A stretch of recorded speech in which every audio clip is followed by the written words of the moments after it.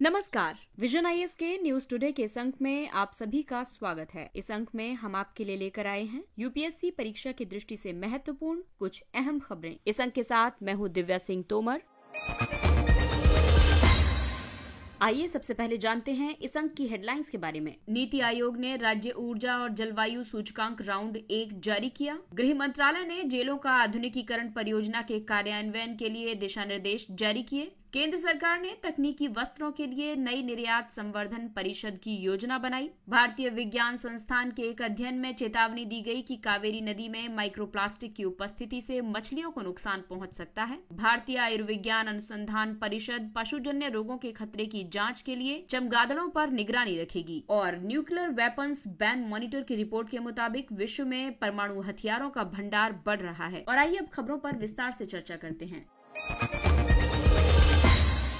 नीति आयोग ने राज्य ऊर्जा और जलवायु सूचकांक राउंड 1 जारी किया। इस सूचकांक का उद्देश्य बेहतर प्रदर्शन करने के लिए राज्यों के बीच स्वस्थ प्रतिस्पर्धा विकसित करना है, साथ ही उपयोगकर्ताओं को उनके राज्यों में गुणवत्तापूर्ण ऊर्जा सेवाएं प्रदान करना है। ये सूचकांक वर्ष 2019-20 के आंकड़ों पर आधारित हैं। राज्यों को उनके आकार और भौगोलिक अंतर के आधार पर बड़े राज्यों, छोटे राज्यों एवं केंद्र शासित प्रदेशों के रूप में वर्गीकृत किया गया है। सूचकांक 6 मापदंडों के आधार पर राज्यों के प्रदर्शन की रैंकिंग करता है। गुजरात, केरल और पंजाब को बड़े राज्यों की श्रेणी में शीर्ष 3 प्रदर्शनकर्ताओं के रूप में स्थान दिया गया है। छोटे राज्यों की श्रेणी में गोवा, त्रिपुरा और मणिपुर शीर्ष प्रदर्शन करने वाले राज्य रहे हैं। केंद्र शासित प्रदेशों में चंडीगढ़, दिल्ली, दमन एवं दीव, दादरा और नगर हवेली शीर्ष प्रदर्शन करता है। इस सूचकांक का महत्व ये है कि राज्य और केंद्र शासित प्रदेश अपने समकक्षों के प्रदर्शन को मानक के रूप में इस्तेमाल करके अपने प्रदर्शन में सुधार करेंगे। ये बेहतर नीतिगत तंत्र विकसित करने में आने वाली संभावित चुनौतियों का विश्लेषण करेंगे। ये अपने ऊर्जा संसाधनों का कुशलता पूर्वक प्रबंधन करेंगे। इस सूचकांक में कई सिफारिशें भी की गई हैं, जैसे कि अन्य राज्य बेहतर प्रदर्शन करने वाले राज्यों में भी सभी संकेतकों के मामले में सर्वोत्तम उपायों को अपना सकते हैं। इस तरह से वे अपना प्रदर्शन सुधार सकते हैं। इसके अलावा राज्य सरकारों को डेटा अपडेट रखने और इनका सत्यापन करने को प्राथमिकता देनी चाहिए। इससे उन्हें बेहतर नीतियां तैयार करने में मदद मिलेगी। गृह मंत्रालय ने जेलों का आधुनिकीकरण परियोजना के कार्यान्वयन के लिए दिशा निर्देश जारी किए हैं। इन दिशा निर्देशों में कहा गया है कि गृह मंत्रालय राज्यों को 5 वर्ष की अवधि के लिए सहायता अनुदान प्रदान करेगा। ये अनुदान विचाराधीन कैदियों की संख्या, जेल स्टाफ आदि के आधार पर दिया जाएगा। इस परियोजना में केंद्रीय कारागार, जिला कारागार, महिला जेल, खुली जेल आदि सहित सभी जेलें शामिल होंगी। मुख्य घटकों में वीडियो कॉन्फ्रेंस अवसंरचना, शरीर पर धारण किए जाने वाले कैमरे, डोर फ्रेम, मेटल डिटेक्टर आदि शामिल हैं। जेलों का आधुनिकीकरण परियोजना के प्रमुख उद्देश्यों में जेलों की सुरक्षा अवसंरचना में मौजूदा कमियों को दूर करना, आधुनिक समय की तकनीकों के अनुरूप जेलों को नए सुरक्षा उपकरण उपलब्ध कराना, सुधारात्मक प्रशासन पर ध्यान देना। इसमें व्यापक प्रशिक्षण के माध्यम से जेल अधिकारियों की मानसिकता में बदलाव लाकर व्यवहार संबंधी परिवर्तन लाना शामिल है। इसके अलावा कैदियों के लिए उपयुक्त कार्यक्रम शुरू करना भी शामिल है। जेल सुधारों का काफी महत्व है, क्योंकि जेल और उनका प्रशासन 7वीं अनुसूची में राज्य सूची के विषय हैं। ये देश की आपराधिक न्याय प्रणाली का अभिन्न हिस्सा हैं। जेल अपराधियों को समाज से दूर हिरासत में रखने में महत्वपूर्ण भूमिका निभाती है। जेल सुधार अपराधी के सुधार और समाज के साथ पुनः एकीकरण की प्रक्रिया में सहायता करते हैं। इसीलिए केंद्र सरकार द्वारा कई उपाय किए गए हैं। इसके तहत ई जेल परियोजना का उद्देश्य डिजिटलीकरण के माध्यम से जेल प्रबंधन में दक्षता लाना है। सभी राज्यों और केंद्र शासित प्रदेशों में उनके मार्गदर्शन के लिए मॉडल जेल मैनुअल 2016 वितरित किए गए हैं। जेलों की मौजूदा समस्या ये है कि वहाँ पर अत्यधिक भीड़ है। वर्ष 2019 में जेलों में उनकी क्षमता की तुलना में 118.5% अधिक कैदी थे। कैदियों द्वारा अनुशासनहीनता, आक्रामकता और हिंसा बड़ी समस्या रही है। इसमें आधुनिक सुरक्षा प्रणाली आदि का अभाव है। केंद्र सरकार ने तकनीकी वस्त्रों के लिए नई निर्यात संवर्धन परिषद की योजना बनाई है। सरकार तकनीकी वस्त्रों के अंतर्राष्ट्रीय व्यापार को बढ़ावा देने के लिए एक अलग निर्यात संवर्धन परिषद स्थापित करने की योजना बना रही है। वर्तमान में विभिन्न वस्त्र क्षेत्रकों के लिए कई ईपीसी कार्यरत हैं। तकनीकी वस्त्रों के लिए ईपीसी एक नई योजना है। तकनीकी वस्त्र ऐसी वस्त्र सामग्री एवं उत्पाद हैं जिन्हें मुख्य रूप से सौंदर्य और सजावटी विशेषताओं के स्थान पर तकनीकी प्रदर्शन और कार्यात्मक गुणों के लिए बनाया गया गया है। तकनीकी वस्त्र उत्पादों को 12 व्यापक श्रेणियों में बांटा गया है। इस उत्पाद का वैश्विक बाजार आकार 250 अरब डॉलर का है। इसमें भारत का योगदान लगभग 6% है। भारत में कपड़ा क्षेत्र में तकनीकी वस्त्रों की हिस्सेदारी केवल 5 से 10% है। इसके विपरीत विकसित देशों में ये हिस्सेदारी 30 से 70% के बीच है। भारत वस्त्र और परिधान के विश्व के सबसे बड़े उत्पादकों में से एक है। भारत विश्व में वस्त्र और परिधान का छठा सबसे बड़ा निर्यातक है। तकनीकी वस्त्रों का लाभ ये है कि ये लागत प्रभावी हैं, टिकाऊ और मजबूत होते हैं। ये हल्के वजन के होते हैं और इनके कई उपयोग होते हैं। ये उपयोगकर्ता के अनुकूल होते हैं। वस्त्र क्षेत्र को बढ़ावा देने के लिए कई उपाय भी किए गए हैं, जैसे कि राष्ट्रीय तकनीकी वस्त्र मिशन शुरू किया गया है। ये वर्ष 2020-21 से वर्ष 2023-24 की अवधि के बीच तकनीकी वस्त्रों की बाजार हिस्सेदारी में सुधार करेगा। इस क्षेत्र में स्वचालित मार्ग के तहत 100% FDI की अनुमति दी गई है। संशोधित प्रौद्योगिकी उन्नयन निधि योजना की घोषणा की गई है। इसके तहत 12 तरह के तकनीकी वस्त्र हैं: पैकटेक, hometech, clothtech, ओकोटेक, protic, agrotech, Buildtech, mobiltech, स्पोर्टटेक, geotech, इंडटेक और मेडटेक। अगली खबर पर्यावरण से जुड़ी हुई है। भारतीय विज्ञान संस्थान के एक अध्ययन में ये चेतावनी दी गई है कि कावेरी नदी में माइक्रोप्लास्टिक की उपस्थिति से मछलियों को नुकसान पहुंच सकता है। जल निकायों में माइक्रोप्लास्टिक्स के अध्ययन के उद्देश्य से अलग अलग जल प्रवाह वाले 3 भिन्न भिन्न निकायों से नमूने इकट्ठे किए गए थे। ऐसा इसलिए किया गया था क्योंकि जल की गति प्रदूषकों की सांद्रता को प्रभावित करती है। इस अध्ययन के कई निष्कर्ष निकले। अध्ययन के लिए रमन स्पेक्ट्रोस्कोपी का उपयोग किया गया था। अध्ययन के दौरान माइक्रोप्लास्टिक्स और साइक्लोहेक्सिल कार्यात्मक समूह वाले विषाक्त रसायनों का पता लगाया गया था। ये माइक्रोप्लास्टिक्स और रसायन मछलियों में बीमारियों के लिए जिम्मेदार पाए गए हैं। रमन स्पेक्ट्रोस्कोपी एक हानि रहित रासायनिक विश्लेषण तकनीक है। ये रासायनिक संरचना, चरण और आणविक परस्पर क्रियाओं के बारे में विस्तृत जानकारी प्रदान करती है। साइक्लोहेक्सिल समूह वाले रसायन आमतौर पर कृषि और औषधि उद्योग में उपयोग किए जाते हैं। मछलियों की कोशिकाओं में ROS यानी रिएक्टिव ऑक्सीजन स्पीशीज नामक अस्थिर अणु पाए जाते हैं। ये DNA को नुकसान पहुंचाने के लिए जिम्मेदार होते हैं। मछलियों में कंकाल विकृति, DNA क्षति, कोशिकाओं की समय से पहले मृत्यु,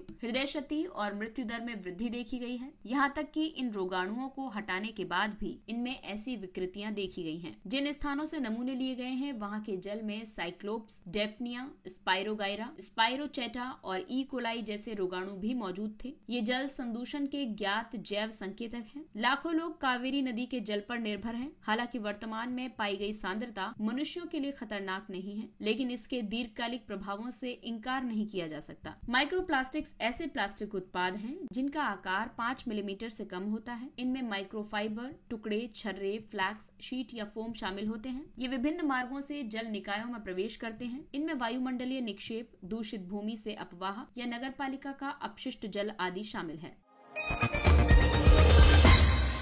भारतीय आयुर्विज्ञान अनुसंधान परिषद पशुजन्य रोगों के खतरे की जांच के लिए चमगादड़ों पर निगरानी रखेगी। ICMR चमगादड़ों के पर्यावासों की निगरानी के लिए सक्रिय रूप से कदम उठा रहा है। इस कदम का लक्ष्य संभावित हॉटस्पॉट का पता लगाना और पशुजन्य रोगों के प्रसार को रोकना है। चमगादड़ों में निपाह सहित कई विषाणु पाए जाते हैं। ये प्रतिवर्ष रोगों के प्रकोप और महामारी पैदा करने की क्षमता रखते हैं। निपाह वायरस को पहली बार वर्ष 1999 में खोजा गया था। मलेशिया और सिंगापुर में सुअरों और लोगों में बीमारी फैलने के बाद इसकी पुष्टि हुई थी। भारत में वर्ष 2001 से 2019 के दौरान निपाह वायरस के 4 प्रकोप देखे गए हैं। पशुजन्य रोगों की बात की जाए तो जूनोसिस एक ऐसी बीमारी है जो एक पशु स्रोत से मानव आबादी में फैलती है। इसके उदाहरण है इबोला वायरस रोग, क्यासानूर फॉरेस्ट डिजीज और मिडिल ईस्ट रेस्पिरेटरी सिंड्रोम। इन रोगों का संचरण प्रत्यक्ष संपर्क या भोजन, जल और पर्यावरण के माध्यम से होता है। एक अनुमान के मुताबिक लगभग 60% मानव संक्रमणों का मूल स्रोत पशु हैं। इसके अलावा 75% उभरते हुए संक्रामक रोग पशुजन्य श्रेणी के हैं। पशुजन्य रोगों के लिए पहचाने गए 7 मानव जनित कारक हैं: पशु स्रोतों से प्रोटीन की बढ़ती मांग,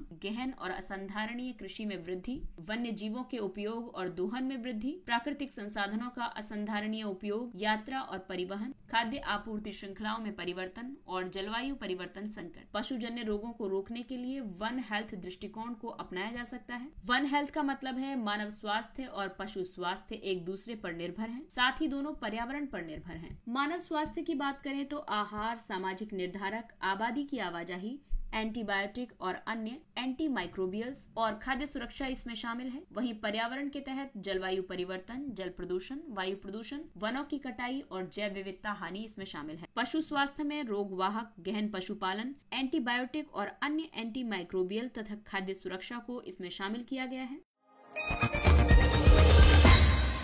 न्यूक्लियर वेपन्स बैन मॉनिटर की रिपोर्ट के मुताबिक विश्व में परमाणु हथियारों का भंडार बढ़ रहा है। NWBM यानी nuclear weapons ban monitor report का उद्देश्य विश्व से परमाणु हथियारों को समाप्त करने के लिए की जा रही प्रगति पर नजर रखना है। परमाणु हथियार निषेध संधि में भी इस उद्देश्य का उल्लेख किया गया है। ये संधि वर्ष 2021 में लागू की गई थी। TPNW यानी कि treaty on the prohibition of nuclear weapons परमाणु हथियारों को प्रतिबंधित करने के लिए कानूनी रूप से बाध्यकारी एक संधि है। ये संधि परमाणु हथियारों की पूर्ण समाप्ति पर लक्षित है। हालांकि विश्व में परमाणु हथियार रखने वाले 9 देश इस संधि में शामिल नहीं हुए हैं, जिनमें शामिल हैं चीन, फ्रांस, भारत, इजराइल, उत्तर कोरिया, पाकिस्तान, रूस, यूनाइटेड किंगडम और संयुक्त राज्य अमेरिका। इस रिपोर्ट के मुख्य निष्कर्षों में कहा गया है कि वर्ष 2022 की शुरुआत में विश्व के 9 परमाणु संपन्न देशों के पास संयुक्त रूप से 12,705 परमाणु हथियार हैं। विश्व के लगभग 90% परमाणु हथियार रूस और अमेरिका के पास हैं। चीन, भारत, उत्तर कोरिया और पाकिस्तान ने पिछले वर्ष अपने परमाणु हथियार के भंडार में वृद्धि जारी रखी थी। यदि वृद्धि की ये दर जारी रहती है तो जल्द ही परमाणु हथियारों में गिरावट की प्रवृत्ति उलट सकती है। और आइए बात करते हैं न्यूक्लियर वेपन्स बैन मॉनिटर के बारे में। इसे वर्ष 2018 में एक अनुसंधान कार्यक्रम के रूप में स्थापित किया गया था। इसकी रिपोर्ट को नॉर्वेजियन पीपुल्स एड तैयार और प्रकाशित करता है। Norwegian People's Aid International Campaign to Abolish Nuclear Weapons का एक भागीदार संगठन है। आईकैन गैर सरकारी संगठनों का एक गठबंधन है। ये संयुक्त राष्ट्र परमाणु हथियार निषेध संधि के पालन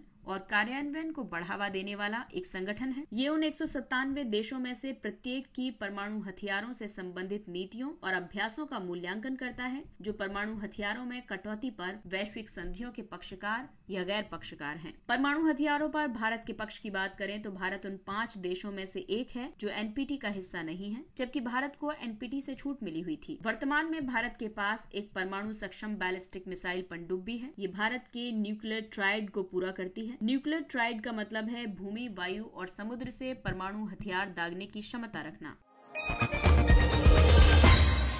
और आइए बात करते हैं सुर्खियों में रही कुछ अन्य महत्वपूर्ण खबरों के बारे में। नेशनल टाइम रिलीज स्टडी 2022, इसे हाल ही में केंद्रीय अप्रत्यक्ष कर एवं सीमा शुल्क बोर्ड CBIC ने जारी किया है। NTRS 2022 बंदरगाहों की 4 श्रेणियों के माध्यम से कार्गो क्लियरेंस प्रक्रिया की वार्षिक रिपोर्ट प्रस्तुत करता है। ये 4 श्रेणियां हैं: समुद्री बंदरगाह, अंतर्देशीय container depot, air cargo complex और एकीकृत चेक पोस्ट। NTRS ने वर्ष 2022 में बंदरगाहों की सभी 4 श्रेणियों के लिए औसत कार्गो रिलीज टाइम में सुधार दर्शाया है। टाइम रिलीज स्टडी एक प्रदर्शन माप उपकरण है। इसके द्वारा अंतर्राष्ट्रीय व्यापार की कार्गो क्लियरेंस प्रक्रिया का आकलन किया जाता है। ये विश्व व्यापार संगठन के व्यापार सुविधा समझौते और विश्व सीमा शुल्क संगठन द्वारा अनुशंसित है। इंटेलिजेंट ट्रांसपोर्टेशन सिस्टम, इलेक्ट्रॉनिक्स और सूचना प्रौद्योगिकी मंत्रालय ने इंटेलिजेंट ट्रांसपोर्टेशन सिस्टम के तहत कई एप्लीकेशन लॉन्च किए हैं। इन्हें इन ट्रांस 2 कार्यक्रम के हिस्से के रूप में लॉन्च किया गया है। इनसे भारत के यातायात परिदृश्य को अधिक कुशल बनाया जा सकेगा। ITS नियंत्रण और सूचना प्रणाली है। ये कई उद्देश्यों के लिए एकीकृत संचार और डेटा प्रोसेसिंग प्रौद्योगिकियों का उपयोग करती है। इनमें शामिल है लोगों और वस्तुओं की आवाजाही में सुधार करना, सुरक्षा बढ़ाना, यातायात की भीड़ को कम करना और घटनाओं को प्रभावी ढंग से प्रबंधित करना, परिवहन नीति के लक्ष्यों और उद्देश्यों को पूरा करना, दुर्घटनाओं में योगदान देने वाले पर्यावरणीय, हाईवे संबंधी और मानवीय कारकों के प्रभावों को कम करना। अगली खबर है सक्षम 2022, इसे हाल ही में लॉन्च किया गया है। ये पेट्रोलियम संरक्षण अनुसंधान संघ का वार्षिक जन केंद्रित ईंधन संरक्षण अभियान है। ये 1 महीने तक चलेगा। इसका उद्देश्य संपूर्ण भारत में ईंधन संरक्षण और हरित पर्यावरण का संदेश प्रसारित करना है। पेट्रोलियम संरक्षण अनुसंधान संघ यानी PCRA पेट्रोलियम और प्राकृतिक गैस मंत्रालय के तत्वावधान में स्थापित एक पंजीकृत सोसाइटी है। ये पेट्रोलियम संरक्षण के लिए बनाई जाने वाली नीतियों और रणनीतियों को प्रस्तावित करने में सरकार की मदद करता है। इसका उद्देश्य देश की तेल आवश्यकता पर अत्यधिक निर्भरता को कम करना है। हेलेना, हाल ही में anti tank guided missile Helena का सफलतापूर्वक परीक्षण किया गया। ये स्वदेशी रूप से विकसित मिसाइल है। इसे हेलीकॉप्टर से लॉन्च किया जा सकता है। हेलेना यानी हेलीकॉप्टर आधारित नाग ये तीसरी पीढ़ी की दागो और भूल जाओ श्रेणी की टैंक रोधी निर्देशित मिसाइल प्रणाली है। इसे एडवांस लाइट हेलीकॉप्टर पर स्थापित किया गया है। ये प्रणाली दिन और रात तथा सभी मौसमों में कार्य करने में सक्षम है। ये पारंपरिक बख्तरबंद टैंकों के साथ साथ विस्फोटक प्रतिक्रियाशील बख्तरबंद युद्धक टैंकों को भी नष्ट कर सकती है। इसका विकास रक्षा अनुसंधान एवं विकास संगठन DRDO ने किया है।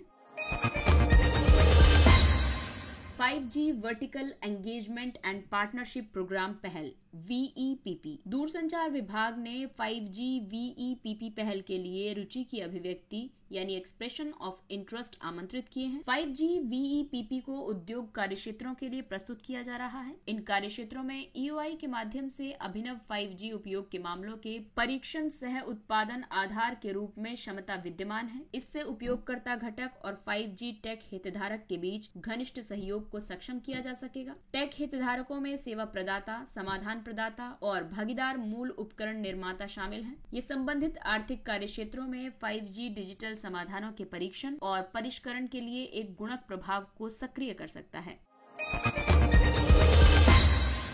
Micro swimmers. हालिया शोध का उद्देश्य बेहतर दवा वितरण के लिए माइक्रोबॉट्स और माइक्रो स्विमर्स को रक्त प्रवाह में शामिल करना है। ये माइक्रो स्विमर्स माइक्रोबॉट्स होते हैं। ये द्विआयामी यौगिक पॉलीकार्बन नाइट्राइड से बने होते हैं। ये आकार में 1 से 10 माइक्रोमीटर तक के होते हैं। ये चमकदार प्रकाश से सक्रिय होकर स्वयं को आगे बढ़ा सकते हैं। 1 माइक्रोमीटर 1 मीटर का 10 लाखवां हिस्सा होता है। ये आयन कण के चारों ओर घूमते हैं और उसके चारों ओर तरल पदार्थ का निर्माण करते हैं। इससे माइक्रोबॉट्स तैरने लगते हैं। ओडिशा का बारबरा वन इको टूरिज्म को बढ़ावा देगा। बारबरा वन महत्वपूर्ण है क्योंकि इसे एशिया के सबसे बड़े सागौन और साल के वन के रूप में जाना जाता है। ये तटीय ओडिशा में चिल्का झील के निकट स्थित है। यहाँ सबारा जनजाति निवास करती है। इको टूरिज्म को प्राकृतिक क्षेत्रों की जिम्मेदार यात्रा के रूप में परिभाषित किया गया है। इसमें पर्यावरण को संरक्षित करना, स्थानीय लोगों के कल्याण को बनाए रखना और साथ ही व्याख्याएं और शिक्षा शामिल है। इसका उद्देश्य राज्य में वन आश्रित समुदायों को वैकल्पिक आजीविका प्रदान करके वन और वन्य जीव संरक्षण में सहयोग करना है। पर्यटन मंत्रालय ने सतत पर्यटन के लिए एक प्रारूप राष्ट्रीय रणनीति और रोड मैप तैयार किया है। इसमें इको टूरिज्म पर भी विशेष ध्यान दिया जाएगा।